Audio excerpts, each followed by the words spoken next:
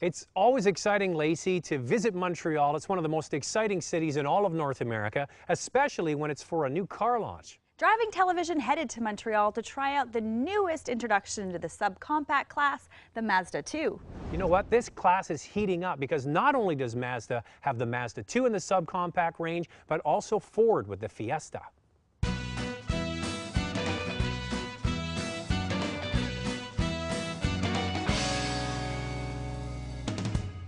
Here we are in beautiful old Montreal test driving the Mazda2. Now this is the first subcompact car from Mazda since the 323, and that was discontinued in the early 90s.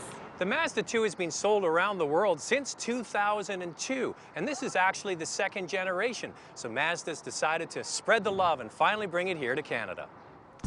The differences between the Ford Fiesta and the Mazda2 are significant. It's really quite a simple story from a technical standpoint. If you look through a list of parts on an individual part-by-part basis, they share virtually nothing in common. That said, the platform architecture is similar, and if you were to look at the cars from underneath, from the bottom, you would see that things are mounted in similar locations. But other than sharing a common architecture, they really share nothing in terms of how the vehicles were developed after that point. There are a couple of differences, not only to the styling, but more importantly to the engine and transmission. The Mazda2 is powered by a 1.5-liter four-cylinder engine, putting out only 100 horsepower. Now, it's not the most potent engine, and this is why the Mazda2 engineers were so diligent in reducing the weight compared to the previous Mazda2 that sold in other parts of the world. In fact, the Mazda2 is the lightest car in this class. The manual transmission is a 5-speed and the automatic a 4-speed. Mazda claims that going with just 4 gears makes a lighter tranny, but we found the car searching for the right gear under certain instances. It should be said that the Mazda2 has a nimble feel and does exhibit a perky nature. As far as Zoom, what we do is we talked about proportion. All our cars have a very dynamic proportion. We keep as much weight and mass between the wheel centers and as little overhang in the rear and as little overhang in the front. That tends to give the car just a very dynamic proportion without any line, without any graphic. Then we put in a very strong character line, shoulder line, a very distinctive front fender line, and usually a very distinctive highlight or character line down below the center line of the wheels. The Mazda2 is priced right, starting at just $13,995 and comes standard with power door locks, power mirrors, power windows, auxiliary jack, and a rear wiper.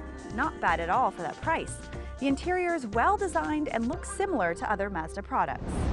We've been driving around Montreal. We've been in this little Mazda2 all day long. So I'm in the front, Lacey's there in the back, Brian, our camera guy, is here on the right. Now this is a little wee car, but if you're sitting in the front, the seats are very comfortable. The back seat is a little bit of a pinch if you're going to be there all day, but for a commuter car driving around for short trips, it's definitely fine. The dash is well laid out. The engine is quiet at idle. You can barely even hear that it's running, and the car is smooth and soaks up these awful bumpy roads in Montreal pretty much with ease. Unlike the Ford Fiesta, the Mazda2 does not come as a sedan, only a hatch.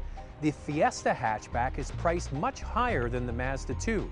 The top-line GS from Mazda is only slightly more expensive than the base model Fiesta at $18,195. Ever since we stopped selling the 323 in 1996, since then, the #1 product request from dealers has really been, you got to get into the subcompact segment again. I can't tell you how excited we are to be, launching a subcompact car.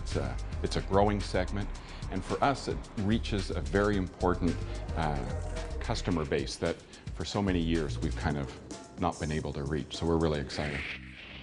Well, we've spent several hours driving through these busy streets in Montreal, and I have a huge appreciation for a subcompact small car like this Mazda2.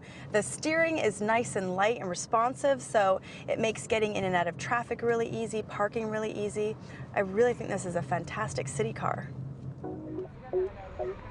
Montreal is a great city to test any car's suspension and ability to soak up bumps, and the Mazda2 is surprisingly smooth, quiet, and refined, which has not always been the case with other subcompacts. This North American version has a retuned suspension to deal with concrete road surfaces, plus the long wheelbase also makes a huge difference in dealing with bumps. The main reason most people buy a car like this is the cost of ownership, and the Mazda 2 has good fuel numbers but not outstanding, especially compared to the Fiesta. It achieves 7.5 liters per 100 kilometers in the city and 6 on the highway when equipped with an automatic transmission. Well, we've had a chance to drive, obviously, the Mazda 2 in Montreal. If you've never been to Montreal, do yourself a favor and go. You'll have a great time. We're back with the car here, and we've driven it a little bit more. Now, Lacey, what are your final thoughts on this car? You know what, Zach? I love the suspension in this Mazda 2. I mean, it's so smooth and so quiet. You've got available skins to put on this car, so if you want, you can customize it, which is a fantastic feature. The interior fit and finish looks amazing for a car in this class. And the hatchback is cheaper than the Ford Fiesta. And you know what, Zach? I have to be honest. On the downside, I don't know, I was expecting more from this car. It doesn't have best-in-class fuel economy or horsepower. It should have a better transmission in it. When you look at other cars like the Fiesta, I just wanted more. Now, don't get me wrong, there's still the Zoom in the Mazda 2. It was a lot of fun to drive, but I don't know, I wanted a little bit more.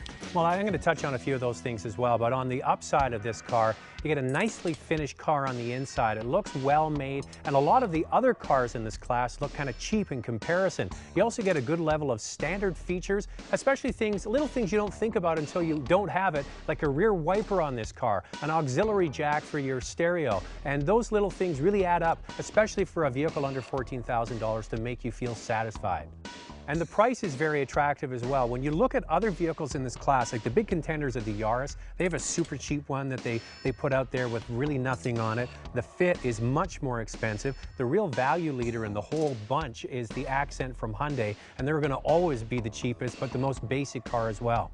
And on the downside, Lacey, you're right, it's a fine car. It has that zoom. It's a nimble, fun car to drive. But when you look at the horsepower for a brand new entry into the marketplace, the Fit has 117 horsepower. The new Fiesta has 120 horsepower. The Fiesta has a 6-speed automatic transmission. And this car, right out of the gate, looks like it's one step behind those two. And you know, next time they update the Mazda 2, you know it's going to have even more zoom, bigger zoom. Zach, I think you mean... You can't say on TV, can you? Can you say on TV?